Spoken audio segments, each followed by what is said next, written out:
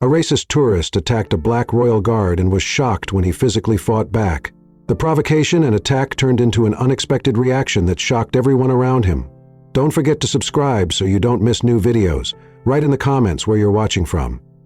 The sun rose over London with a golden hue, painting the city in a light that seemed to promise a peaceful day. The majestic Buckingham Palace stood at the heart of the morning bustle, its stately facade gleaming under the sun's rays. Tourists from around the world swarmed the area, snapping pictures with eager hands and speaking in a cacophony of languages that filled the air like a buzzing symphony.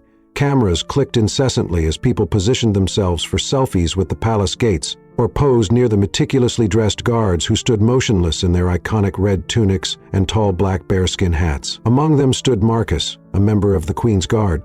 His presence stoic and unwavering, his uniform sharp and immaculate, seemed to glisten under the sunlight, a testament to his pride and discipline. The bearskin hat shielded his dark skin from the morning sun, cast a shadow over his face, but did not dim the sharp intensity in his eyes. He was a picture of composure, a living emblem of the palace's grandeur and tradition to the crowds.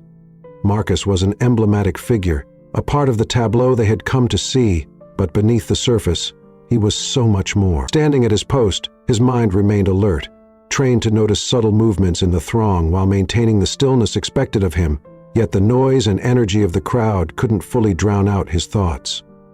His mind occasionally wandered to memories of his training, the countless hours of drills and lessons where he'd been taught the sacred art of discipline, how to stand tall, silent, and immovable, no matter the provocation.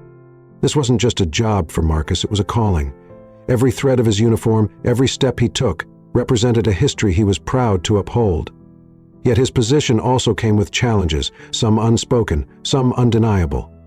The weight of his responsibility extended beyond the physical to the emotional, and often the deeply personal. The crowd shifted and swayed, some people breaking off to move closer to the barriers, seeking the best vantage points for their cameras. Among them was a man whose demeanor set him apart.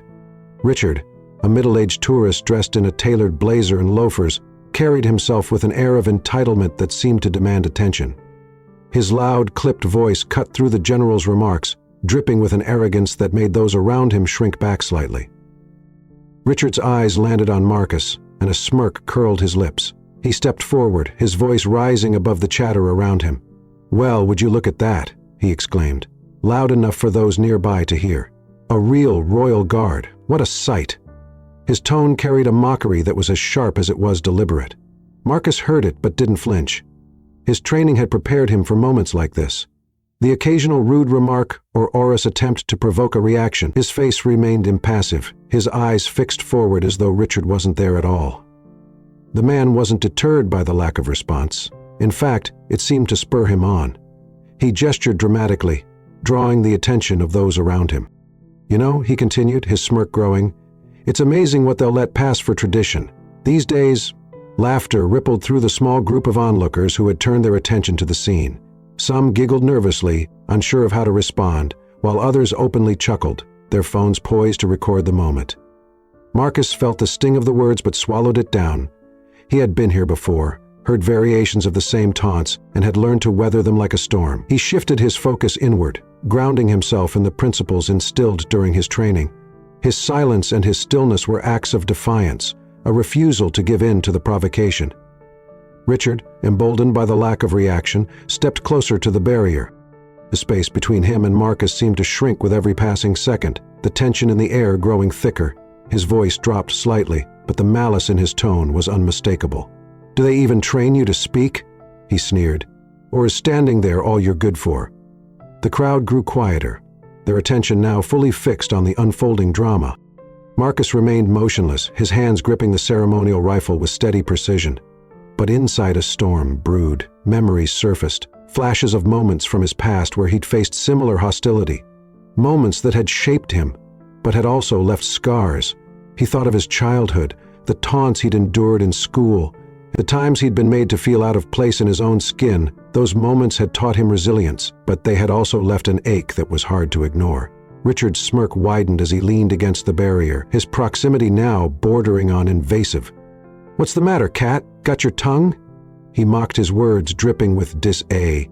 The crowd murmured their reactions, mixed, Some seemed entertained, while others exchanged uneasy glances, their discomfort palpable among them. A young woman with a phone in hand watched the scene with growing concern.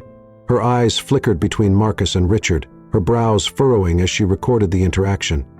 The tension in her face mirrored the unease that many in the crowd felt, but were too hesitant to act on. Marcus stayed rooted in place, his resolve unshaken, but he knew this was only the beginning. Richard's tone was growing sharper, his words more biting. The laughter in the crowd had subsided, replaced by a charged silence that hung heavy in the air. As the scene unfolded, the sun climbed higher in the sky, casting longer shadows across the courtyard. The day that had started with such promise now carried an undercurrent of conflict, the kind that Marcus had long learned to endure but never fully escape. And as Richard stepped even closer, his voice taking on a more aggressive edge, Marcus braced himself. The confrontation was far from over.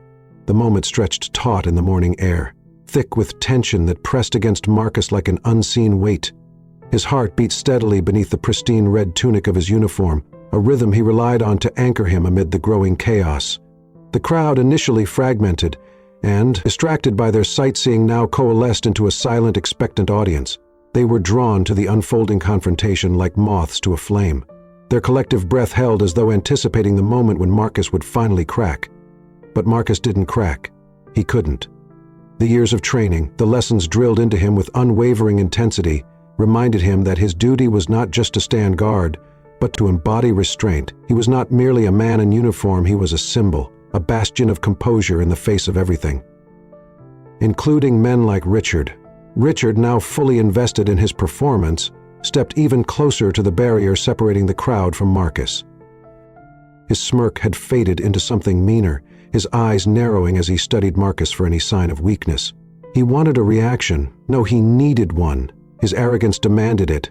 A trophy for his gloating, a way to assert his superiority. "Not even a blink, eh?"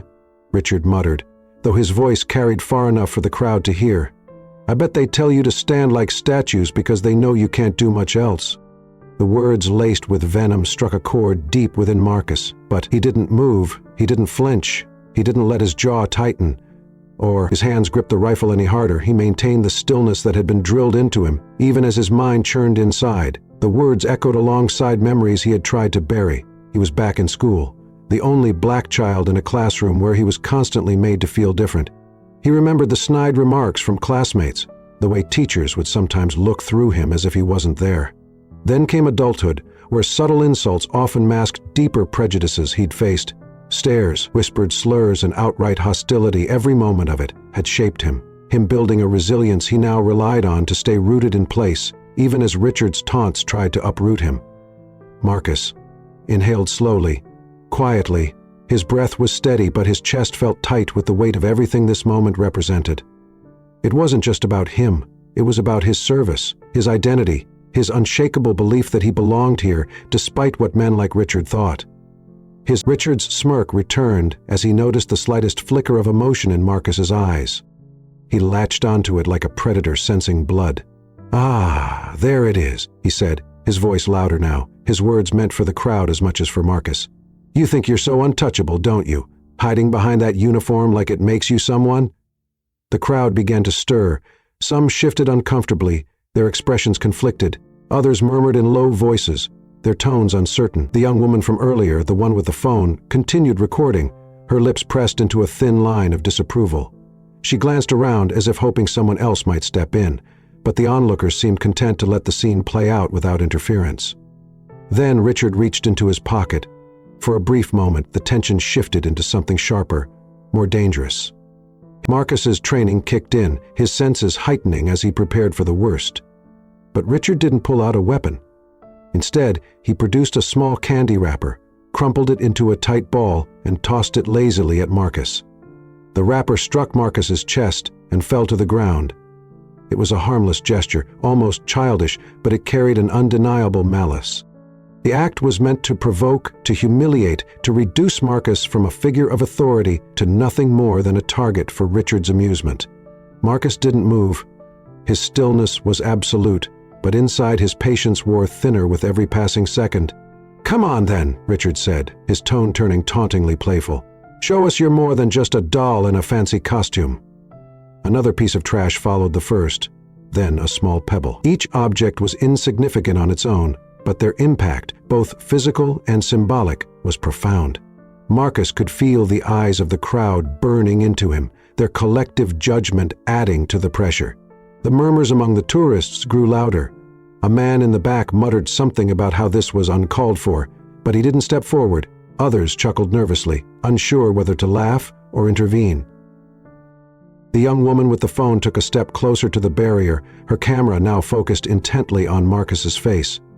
She seemed determined to capture every second of the exchange, her brows knitting together in concern. Richard, emboldened by Marcus's lack of response, leaned even further over the barrier. "You're a disgrace to that uniform," he spat, his voice dripping with venom. "You don't deserve to stand here pretending you're one of them. You're not. You're nothing." The words struck a nerve. Marcus felt his chest tighten, his fists clenching imperceptibly at his sides.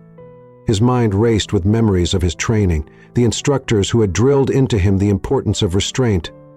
But he also thought of his family. His parents who had taught him to hold his head high in the face of ignorance, and his siblings who had looked up to him as a role model. They wouldn't want him to retaliate. They would want him to stand tall, to prove his strength through dignity. But dignity felt like a fragile shield in moments like this. Every fiber of his being screamed to respond, to defend himself, to fight back against the injustice of it all. Yet he knew that doing so would only play into Richard's hands. The crowd's murmurs turned into whispers, then hushed silence as Richard escalated further. His words grew harsher, his insults more personal. Marcus felt the weight of every slur, every accusation pressing down on him. He was no longer just a soldier on duty. He was a man grappling with a lifetime of prejudice condensed into a single moment. And still, he didn't move. The young woman with the phone lowered her camera for a moment. Her expression conflicted. She glanced around at the crowd, her lips parting as if to say something, but she stopped herself. Her hesitation mirrored the inaction of those around her, a collective unwillingness to intervene even as the tension escalated. Marcus stood firm, his resolve unshaken, but his patience fraying at the edges. The sun climbed higher in the sky, its rays now beating down with an intensity that matched the atmosphere. Richard's taunts continued, each word a dagger meant to pierce Marcus's composure. But Marcus wouldn't give him the satisfaction, not yet. The air around Buckingham Palace felt heavier now, thick with an unspoken tension that tethered the crowd to the unfolding scene. Marcus remained rooted to his spot, as steadfast as the palace itself, but inside the turmoil he fought to suppress, churned like a rising tide. He could feel the weight of countless eyes on him, the scrutiny of the crowd as they watched and waited, their collective silence as deafening as Richard's increasingly vitriolic words. Richard's voice cut through the din of the morning with sharp sneering. "Clearly, you think standing there makes you special," he barked, his tone dripping with venom. "You're just a statue in a suit, nothing more." Marcus didn't flinch. His eyes stayed forward, fixed on some distant point. Beyond the sea of tourists, his posture unyielding, but inwardly his pulse quickened, his training and instincts wary against the growing urge to defend himself. He knew that any reaction, even the slightest shift in expression, would be seized upon as a victory by Richard, and possibly misconstrued by the crowd. Richard, emboldened by Marcus's silence, stepped even closer to the barrier. The smugness in his demeanor had twisted into something darker now, a toxic mix of entitlement and malice that fueled his every movement. He glanced over his shoulder at the gathering crowd, his smirk widening as he played to his growing audience. "Well, if you won't do anything, I guess I'll just have to get a little more creative," he said, his tone mockingly cheerful. With that, he reached forward, crossing the barrier that separated him from Marcus. His hand shot out and jabbed Marcus sharply in the chest. The movement, though quick, felt deliberate, a calculated attempt to provoke the crowd. Gasped audibly. Their collective reaction was a mix of shock and disbelief. Marcus didn't move. The jab had been firm enough to sting, but his body remained as still as stone. He could feel the adrenaline coursing through his veins, his instinct screaming at him to react, but he held firm. His training dictated his response now, and his focus narrowed to a razor-sharp point. "Saint, Saint!" "Back," Marcus said, his voice steady, and even though there was an unmistakable edge of authority in his tone, it was the first time he had spoken, and the crowd stirred at the sound of his voice. Richard froze for a moment, clearly caught off guard by Marcus's response, but the hesitation was fleeting. He recovered quickly. A smug grin spread across his face as he leaned in closer. "Oh, so you can talk." He sneaked nearer.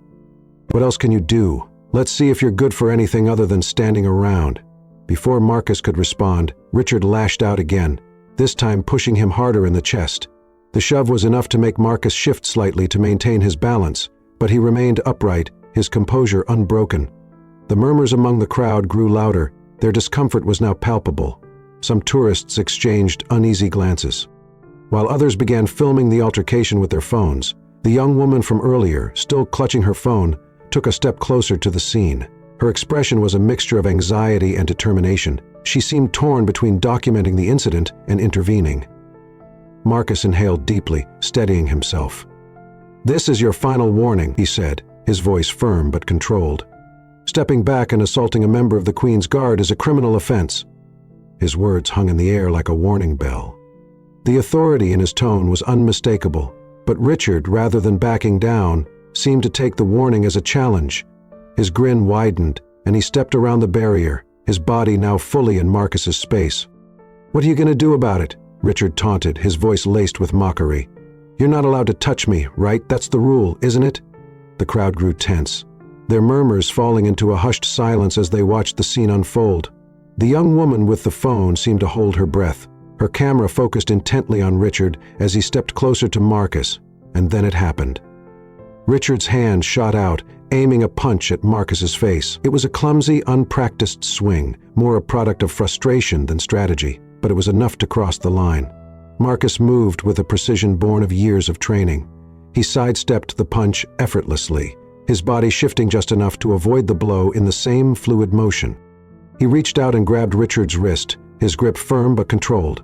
The move was quick, almost reflexive, and it left Richard momentarily stunned. "Step back," Marcus repeated, his voice now cold and unyielding. Richard, now visibly shaken but too proud to admit defeat, yanked his arm back and stumbled slightly. The crowd erupted into a mix of gasps and murmurs, their shock at Marcus's swift response evident, but Richard wasn't finished. His face twisted in anger, he lunged at Marcus again, this time with more force. Marcus responded with equal precision, Sid stepping the attack and guiding Richard's momentum past him. Richard stumbled forward, his balance faltering, and nearly fell to the ground. The crowd erupted in whispers, their phones capturing every moment of the escalating confrontation. The young woman with the phone moved closer still. Her camera was now focused on Marcus's face. Her expression was one of admiration and concern, as though she understood the restraint it was taking for Marcus to maintain his professionalism. Richard now, breathing heavily, he turned to face Marcus again. His face was red with anger and humiliation, his eyes blazing with fury. "You think you're better than me?" he spat, his voice shaking. "You're nothing, you hear me? Nothing." Marcus didn't respond. He stood tall, his posture unwavering, his expression unreadable. He knew that any response, verbal or physical, would only fuel Richard's anger and potentially jeopardize his position. Instead, he focused on the crowd, noting the growing number of cameras pointed in his direction. The weight of their scrutiny was a constant reminder of the stakes. Richard lunged again, this time with both hands reaching for Marcus's uniform, but Marcus was ready. He stepped back smoothly, his movements measured and deliberate, and allowed Richard to overextend himself with a quick, practiced motion. Marcus caught Richard's arm and guided him to the ground. The move was executed with such precision that it seemed almost effortless. The crowd erupted into applause and cheers for their support of Marcus, finally breaking through the tension. Some people shouted words of encouragement, while others chastised Richard for his behavior. The young woman with the phone lowered her camera briefly, a small smile of relief crossing her face. Richard, now lying on the ground, glared up at Marcus with a mix of anger and humiliation. He scrambled to his feet, his movements clumsy, and pointed a finger at Marcus. "You'll pay for this," he hissed. "I'll make sure of it." Marcus didn't respond. He stood tall, his rifle held firmly in his hands, his expression as calm and composed as ever. The crowd continued to cheer. Their support for Marcus was growing louder with each passing moment, but Marcus knew this wasn't over. Richard's threats lingered in the air, a reminder that the situation could still escalate further, and as the sound of approaching sirens reached his ears, Marcus prepared himself for the next challenge. The murmur of the crowd had not subsided, even as Richard stumbled away from Marcus, his face twisted in humiliation. Tourists jostled one another, their phones still pointed at the scene. Like spectators at a spectacle, they could not turn away from the applause that had briefly erupted for Marcus's swift handling of the situation. It faded into an uneasy quiet, replaced by the sound of whispers, the clicks of camera shutters, and the low hum of tension that hung over the courtyard like a storm cloud. Richard stood at a distance now, his chest heaving as he fought to regain his composure. His tailored jacket was rumpled, his hair askew, and his eyes burned with a mixture of rage and wounded pride. He wiped at his face as if trying to scrub away the indignity of being brought to the ground in front of so many witnesses. He screamed, "You think this is over?" Richard's voice cut through the air, sharp and venomous. "You'll regret this." "I'll make sure of it." Marcus remained still, his posture unyielding. His grip on the ceremonial rifle was firm but not tense, his expression calm despite the storm brewing just meters away. He had faced worse threats in his life, but something about the man's words carried an edge of danger he couldn't ignore. Marcus scanned the crowd briefly, noting the mix of reactions. Some tourists looked shocked, others fascinated, but most simply recorded the scene, eager to capture a viral moment. The young woman with the phone, who had been following the confrontation, stepped forward again, her camera still trained on Richard, her lips pressed together in a thin line, her brow furrowed with concern. She caught Marcus's eye for a fleeting moment, her gaze conveying a silent solidarity, and then just as quickly, she returned her focus on her recording, capturing every word and movement. Richard, emboldened by the crowd's attention and fueled by his own humiliation, turned back toward Marcus. His hand trembled slightly as he pointed an accusatory finger at the guard. "You assaulted me," he shouted, his voice cracking with emotion. "Did everyone see that? He laid his hands on me." The crowd stirred uneasily, their murmurs growing louder. Some shook their heads in disagreement, but others appeared uncertain, their expressions clouded by doubt. Richard, sensing the hesitation, pressed on. "He thinks he can get away with it because of that uniform." He continued his tone, rising with every word, "But I won't let this stand." Marcus felt a flicker of frustration beneath his calm exterior. The man was twisting. The narrative was trying to turn the crowd against him. It was a tactic he had seen before, one that relied on sowing doubt and leveraging privilege to rewrite the truth. But Marcus had no intention of engaging in a battle of words. His silence was both his armor and his weapon, a shield against the man's provocations. Richard took a step closer. Though he remained outside the barrier, his voice dropped slightly, becoming colder, more deliberate. "You're nothing but a bully in a costume," he spat, "a disgrace to the Queen's Guard. You don't deserve to wear that uniform." The word struck a nerve. Marcus felt the familiar sting of such accusations, the weight of prejudice and ignorance that had followed him throughout his life, but he refused to let it show. His resolve was ironclad, his focus unshaken. He had endured far worse than this man's insults, and he would endure this too. The crowd, however, was less composed. Their murmurs grew louder, some voices rising in disagreement with Richard's claims, while others called out in support of Marcus. A small group of tourists near the back began to applaud again. Their claps were a defiant show of solidarity with the guard. The young woman with the phone joined in with her hands, moving quickly to clap before returning to her recording. Richard's face reeled further at the sound of the applause. He turned to the crowd, his arms spread wide in an exaggerated gesture of disbelief. "Are you all blind?" he shouted. "Did you not see what he just did? He attacked me, and you're applauding him for it?" The applause faltered slightly, the uncertainty in the crowd growing once more. Richard saw the moment. Pulling out his phone and dialing a number with dramatic flair, he held the device to his ear, his voice loud enough for everyone to hear. "Yes, I'd like to report an assault," he said, his tone dripping with self-righteousness. "I'm at Buckingham Palace, and one of the guards just attacked me." Marcus's stomach tightened. Though his expression remained impassive, he knew what was coming next. The police would arrive, and his actions would be scrutinized under a microscope. Despite knowing he had acted within the bounds of his training, the thought of being questioned and having his professionalism and integrity called into doubt filled him with a quiet dread. The sirens were faint at first, a distant wail that grew louder with every passing second. The crowd shifted, Uneasily, some tourists stepping back from the scene as the sound drew nearer, Richard smirked triumphantly, his posture relaxing slightly as he awaited the arrival of reinforcements when the police cars finally pulled up, their lights flashing. The tension in the air reached its peak. 2 officers stepped out, their expressions calm but wary as they approached the crowd. Richard waved them over eagerly, his phone still in hand. "There he is," he exclaimed, pointing at Marcus with a theatrical flourish. "That's the one who attacked me. I want him arrested." The officers exchanged a glance before turning to Marcus. Their gazes were neutral, their professional demeanor betraying no hint of judgment. One of them stepped forward, addressing Marcus directly. "Sir, we need to ask you some questions about what happened here." Marcus nodded slightly, his voice steady as he responded. "Of course, officer." The other officer turned to Richard, who was already launching into an exaggerated account of the confrontation. "He attacked me without provocation," Richard claimed, his voice trembling with feigned outrage. "I was just standing there minding my own business, and he grabbed me and threw me to the ground." Several members of the crowd groaned audibly.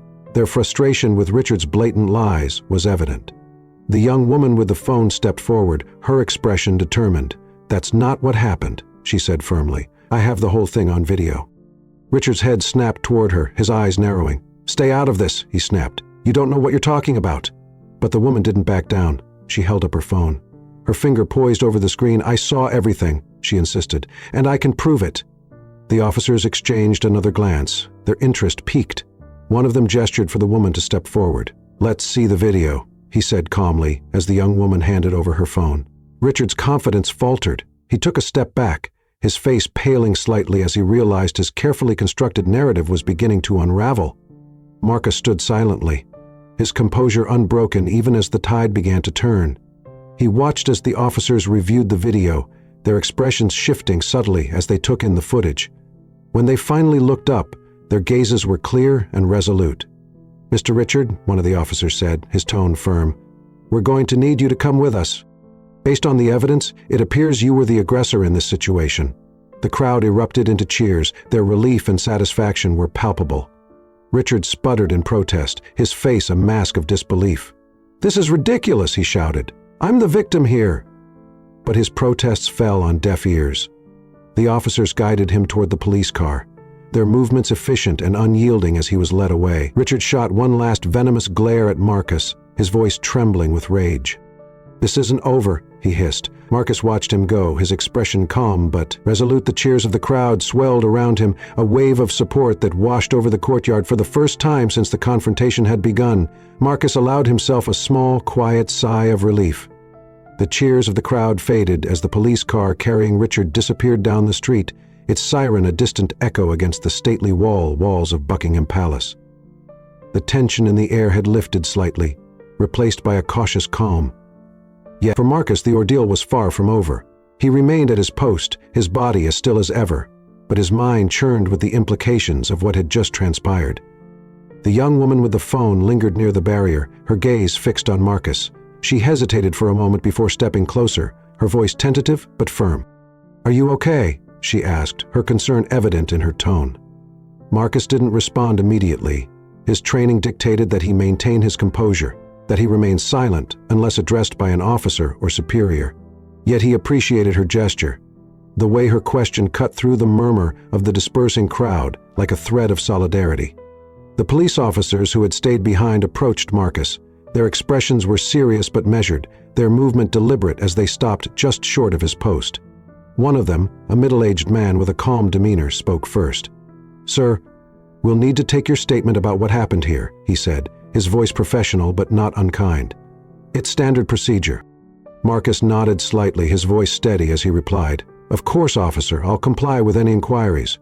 The officer, Jay gestured toward the younger one beside him, who held a notepad and pen at the ready. "Let's start with your account. Tell us everything from the beginning." As Marcus recounted the events, he chose his words carefully, each sentence measured and precise. He described how Richard had approached, the escalating taunts, the physical provocation, and finally the man's attempt to strike him. He emphasized his adherence to protocol, his warnings to Richard and his restraint even in the face of aggression. The officers listened intently, their pens moving swiftly across the pages of their notepads. The young woman with the phone interjected occasionally, offering her own observations and showing snippets of her video as evidence. The footage corroborated Marcus's account, capturing the precise moment when Richard crossed the line from verbal harassment to physical assault. Yet, despite the clarity of the evidence, Marcus felt a lingering unease. He knew that the story wasn't over, not for Richard, who had been taken away, fuming with indignation, nor for himself. Public scrutiny had a way of twisting even the most straightforward events, and he couldn't shake the feeling that this incident would follow him far beyond the confines of the palace. Gates, when the officers finished taking their notes, the older one offered a brief nod of appreciation. "Thank you for your cooperation," he said. "We'll be filing a report, and you may be called upon for further questioning in the meantime. If anything else comes up, don't hesitate to reach out." Marcus nodded in return, understanding the officer. The two men departed, their footsteps fading into the background noise of the city.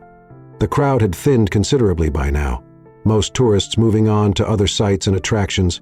Only a few lingered, their expressions a mix of curiosity and lingering discomfort. The young woman was among them.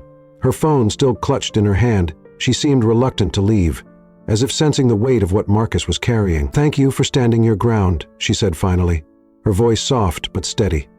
"I'm sorry you had to go through that." Marcus allowed himself the smallest of nods, a subtle acknowledgement of her words. He appreciated her support, but he couldn't let it distract him. His duty demanded his focus, his unwavering commitment to the role he had chosen to embody as the woman turned to leave. Marcus's gaze returned to the horizon. His posture was straight and unyielding. The sun was higher now, casting longer shadows across the courtyard. The day continued as if nothing had happened, but Marcus knew better. The events of the morning had left a mark, one that would take time to fade. Hours later, when his shift ended, Marcus walked back to the barracks with the same measured stride he always maintained. His fellow guards greeted him with respectful nods, their expressions a mix of admiration and concern. Word of the incident had spread quickly, and while no one spoke openly about it, the weight of their shared understanding hung in the air in the quiet solitude of his quarters. Marcus allowed himself to reflect. He thought about the confrontation, the way Richard's words had cut deeper than any physical blow. He thought about the crowd, their reactions ranging from passive indifference to active support, and he thought about the young woman whose simple act of recording the truth had shifted the balance of power in his favor. But above all, he thought about what would come next. The following morning, Marcus awoke to the sound of his phone buzzing incessantly on the nightstand. He frowned, his groggy mind struggling to process the deluge of notifications flooding his screen. As he unlocked the device, his heart sank. His name was trending online, accompanied by hashtags and headlines that ranged from supportive to inflammatory. The young woman's video had gone viral. The footage, clear and unedited, showed the entire confrontation with Richard. It captured his taunts, his aggression, and his eventual downfall. It had also captured Marcus's stoic professionalism. His refusal to retaliate even in the face of provocation. Social media erupted with reactions, the majority of them praising Marcus for his restraint and condemning Richard for his behavior, but not everyone saw it that way. As Marcus scrolled through the comments, he encountered a wave of support, strangers commending his dignity, activists highlighting the racial undertones of the incident, fellow service members expressing their solidarity, yet there was also a darker undercurrent. Some users accused him of overstepping his bounds, of using excessive force, despite the video evidence to the contrary. Others defended Richard, claiming he had been unfairly targeted, or that the incident had been blown out of proportion. The duality of the responses weighed heavily on Marcus. He had expected scrutiny, but the sheer volume of opinions, both supportive and critical, was overwhelming. He knew that his actions were justified, that he had adhered to every protocol, but the court of public opinion often had little regard for nuance or facts. The attention grew as mainstream media outlets picked up the story. News anchors debated the incident on morning shows, their discussions dissecting every frame of the video. Articles flooded the internet, their headlines varying from "Hero Guard upholds tradition amidst racist attack" to "Controversial confrontation at Buckingham Palace." Was the guard out of line? Marcus's superiors called him into a meeting later that day. The room was sterile and formal, the walls lined with portraits of past commanders. His commanding officer, a stern but fair man named Colonel Hastings, sat behind a massive oak desk, his expression unreadable. "Marcus," he began, his voice measured, You've been thrust into the spotlight, and while I commend your professionalism, we must address the consequences of this attention." Marcus nodded, his posture straight despite the fatigue gnawing at him. "Yes, sir, I understand." Colonel Hastings leaned forward slightly, his gaze sharp. "The video has made waves. It's brought attention to issues we cannot ignore, both the dignity of our service and the prejudice you faced. While I stand by your actions, we must navigate this carefully." Marcus swallowed the lump in his throat. "Of course, sir. Whatever you need from me, I'll do it." The colonel's expression softened slightly, a flicker of empathy breaking through his stern facade. "I know this isn't easy, Marcus, but you've handled yourself with honor. We'll support you through this." As Marcus left the office, he felt a mixture of relief and trepidation. The support of his superiors was reassuring, but he knew that the battle was far from over. The truth was on his side. But in a world where perception often outweighed reality, he couldn't afford to let his guard down. And as the days unfolded, bringing both praise and challenges, Marcus resolved to face whatever came next with the same quiet strength that had carried him through the confrontation. He would stand tall, not just for himself, but for the values he represented, and for the countless others who looked to him as a symbol of resilience and dignity. The days following the incident passed in a haze for Marcus, though the world outside seemed to move on with its usual rhythm. Marcus's life had been thrown into disarray. The viral video had brought him more attention than he had ever anticipated or wanted. The scrutiny came not only from the public, but also from within his own ranks. His once simple duty of standing watch over Buckingham Palace now carried the weight of controversy and, with it, an exhausting level of moral and emotional strain. Each morning, Marcus donned his uniform with the same meticulous care he always had, the act a ritual that reminded him of the purpose he served.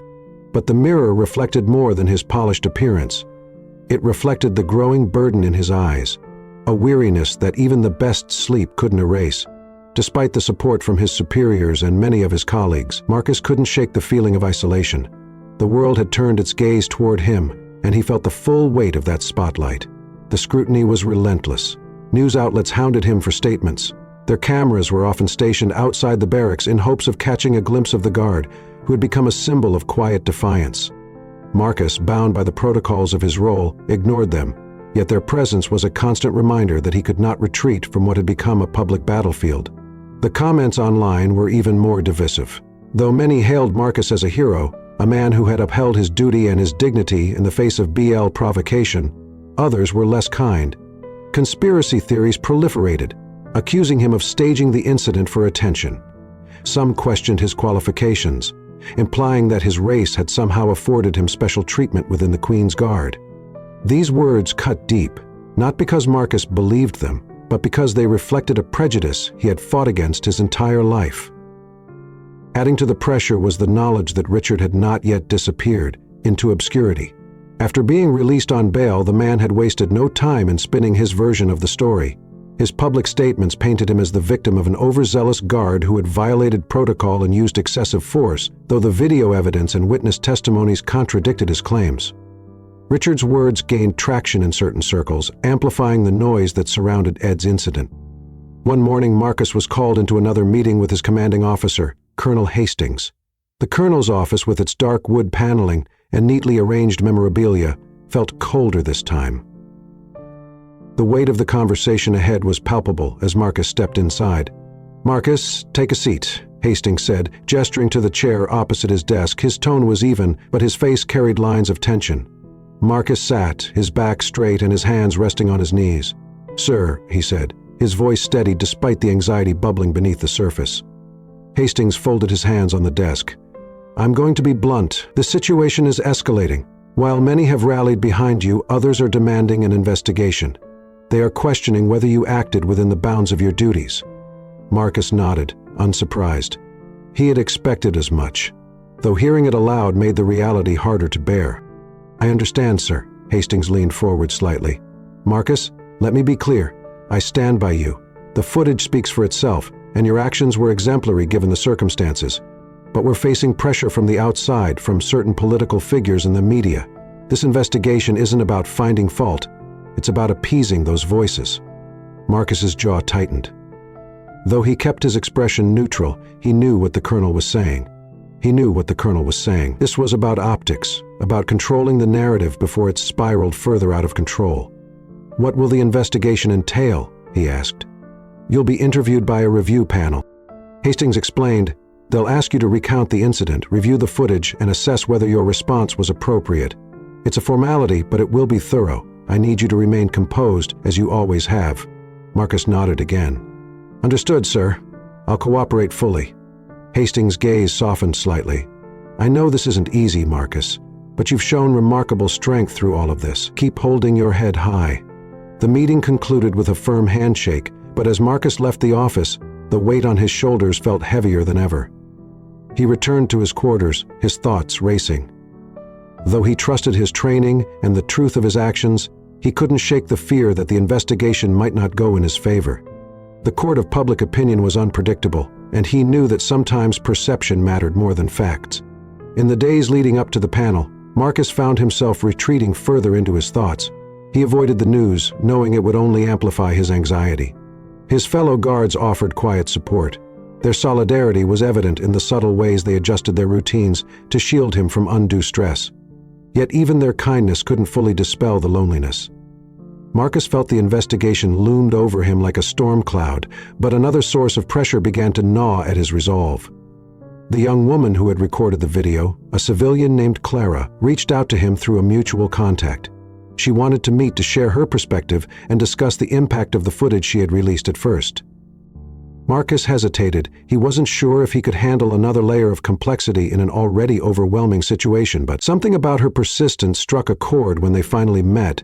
It was in a quiet corner of a coffee shop far from the palace grounds. Clara was younger than Marcus had expected, likely in her mid-20s with an air of determination that belied her soft-spoken demeanor. She greeted him with a warm smile, though her eyes betrayed a hint of nervousness. "Thank you for meeting me," she said, her hands wrapped around a steaming cup of tea. "I wasn't sure if you'd want to—" Marcus nodded, his expression calm but guarded. "I appreciate your support," he said simply. "Your video has been important." Clara's cheeks flushed slightly. "I just did what I thought was right. I couldn't stand by and let that man twist the truth." Their conversation unfolded slowly, with Clara sharing her perspective on the day of the incident and the days that followed. She spoke of the backlash she had faced online for releasing the footage the way some had accused her of seeking attention or stirring up controversy. Marcus listened intently. His respect for her grew with every word. "You've been through a lot," he said finally. "I'm sorry for the trouble this has caused you." Clara shook her head. "Don't apologize. I'll do it again in a heartbeat. People need to see the truth, not just about what happened that day, but about what people like you go through." Her words struck a deep chord in Marcus. For so long he had shouldered the weight of his experiences alone, quietly enduring the prejudice and ignorance that had marked his path. Hearing Clara speak with such conviction reminded him that he wasn't entirely alone in this fight. As they parted ways, Clara left him with a small but significant piece of advice. "Whatever happens next, just remember that you've already made an impact," she said. "You've shown people what strength looks like. Don't let them take that away from you." The words stayed with Marcus as the day of the review panel arrived. Dressed in his ceremonial uniform, he walked into the meeting room with his head held high, determined to face whatever came next with the same quiet dignity that had carried him through the confrontation. The room was filled with somber faces, a mix of military officials, legal advisors, and civilian representatives. As Marcus recounted the incident once again, his voice steady and unwavering. He felt the pressure of their scrutiny, yet he also felt a growing sense of resolve. He had endured so much already, and he would endure this too. When the questioning concluded, Marcus was dismissed with a formal nod. The outcome of the investigation would take days to finalize, but as he left the room he felt a flicker of hope. He had spoken his truth. And, for now, that was enough. The days following Marcus's appearance before the review panel were filled with an uneasy quiet.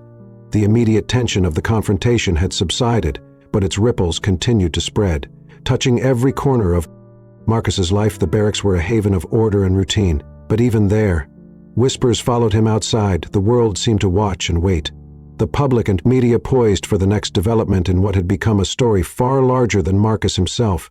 The investigation loomed in the background, a silent specter that Marcus carried with him through each day. Though he knew he had done everything by the book, the scrutiny still weighed heavily on him.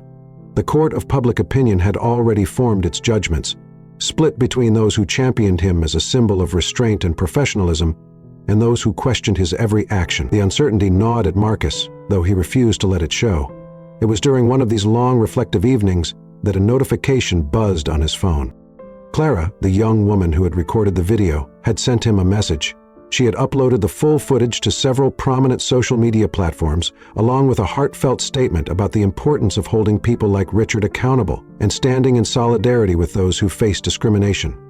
The post went viral almost immediately. The video had already made waves when it first surfaced, but Clara's new statement added a layer of context that resonated deeply with people around the world in her message. Clara highlighted not only Marcus's professionalism, but also the broader implications of the incident, how it reflected systemic issues of privilege and racism, and the pressures faced by those in positions of service. The response was overwhelming. Hashtags supporting Marcus began trending worldwide, and prominent public figures from politicians to celebrities weighed in with their support. Advocacy groups picked up the story, using it as a rallying cry for broader conversations about racial equity and the dignity of labor. Marcus, once an anonymous guard at Buckingham Palace, had become a symbol of quiet strength and resilience. Yet even as support poured in, Marcus knew that the battle wasn't over.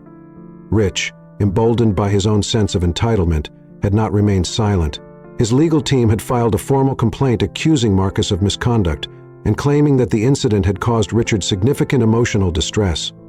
The complaint was a desperate attempt to shift the narrative, but it was enough to keep the controversy alive.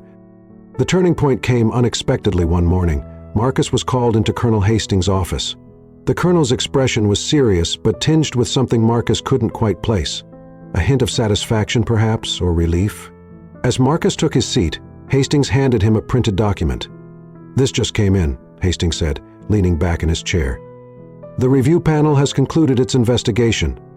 Marcus's chest tightened as he scanned the documents. The words blurred for a moment before coming into focus. "The actions of Guardsman Marcus is deemed to be in full compliance with the protocols of the Queen's Guard. No misconduct was found." Relief washed over him, but Hastings wasn't finished. "Additionally," the colonel continued, "Richard's complaint has been dismissed. The evidence, particularly the video provided by Clara, was irrefutable. Richard has not only been charged with assault but is now under investigation for filing false allegations." Marcus exhaled slowly, the weight on his shoulders lifting slightly. He nodded, his gratitude evident in the small smile that tugged at the corners of his lips. "Thank you, sir," he said simply. Hastings' expression softened. "You handled this with remarkable dignity. Marcus, not just during the incident but throughout the aftermath, you've set an example for all of us." Word of the panel's decision spread quickly. Within hours, Marcus's name was trending again, this time accompanied by headlines celebrating his vindication. The footage of the incident paired with the official findings painted a clear picture of his professionalism and the injustice he had endured. Richard's downfall was swift and public, as more details emerged about his behavior, including accounts from others who had experienced similar treatment at his hands. His credibility crumbled. Outlets that had initially entertained his narrative issued retractions, and his name became synonymous with entitlement and bigotry. The man who had sought to tear Marcus down now faced the full consequences of his actions for Marcus. The public vindication was a relief, but it was not without its challenges. The attention, while largely supportive, brought a level of visibility that he had never sought. People stopped him on the street, some offering words of encouragement, others asking for photos or autographs. While he appreciated the support, he longed for the quiet anonymity he had once enjoyed. Despite this, Marcus recognized the importance of what had happened. The incident had sparked conversations that extended far beyond Buckingham Palace, forcing people to confront uncomfortable truths about privilege, discrimination, and the resilience required to stand tall in the face of adversity. Marcus's story had become a catalyst for change, and while he had never sought the spotlight, he understood the power of his position. One evening, as Marcus prepared to retire for the night, he received another message from Clara. This time, it was a link to an article about the broader impact of the incident. The piece highlighted not only Marcus's actions, but also the support he had received from people around the world. It emphasized the importance of standing up against injustice and the role that ordinary individuals could play in creating a more equitable society. Beneath the link, Clara had written a simple message: "Thank you for showing us what true strength looks like." Marcus stared at the screen for a long moment, her words sinking in. He had always seen himself as a quiet professional, a man who did his duty without drawing attention. But Clara's words reminded him that strength wasn't just about endurance. It was about standing firm in the face of adversity, about refusing to let others dictate his worth. As the weeks turned into months, the incident began to fade from the headlines, replaced by new stories and scandals. Life at Buckingham Palace returned to its usual rhythm, and Marcus resumed his duties with the same quiet pride he had always carried. Yet, something had changed. Marcus no longer felt isolated in his role. The support he had received, the voices that had rallied around him, and the connections he had forged with people like Clara reminded him that he was part of something larger. He wasn't just a guard at the palace, he was a symbol of resilience, a reminder that dignity and professionalism could prevail even in the face of prejudice. One day, as Marcus stood at his post, a group of tourists gathered nearby. Among them was a young boy. His wide eyes were fixed on Marcus with awe. The boy tugged at his mother's sleeve, whispering excitedly. She smiled and knelt down, murmuring something to her son before nudging him forward. The boy approached the barrier hesitantly, his small hands clutching a notebook. "Excuse me, sir," he said, his voice barely above a whisper. "I just wanted to say thank you." Marcus didn't move, his posture as steady as ever, but his heart swelled at the boy's words. He stood a little taller, the weight of his uniform feeling lighter than it had in months, as the boy rejoined his mother. Marcus returned his gaze to the horizon. The sun was setting, casting a warm glow over the palace grounds for the first time in a long while. Marcus felt at peace. He had faced the storm and emerged stronger, his dignity intact, and, as the world moved forward, Marcus stood ready to face whatever came next, a silent guardian of tradition and resilience. Thank you for watching. If you enjoyed this story, don't forget to subscribe for more thought-provoking tales. Share this video with friends and let us know your thoughts in the comments. Stay tuned for our next story and explore more videos on the channel.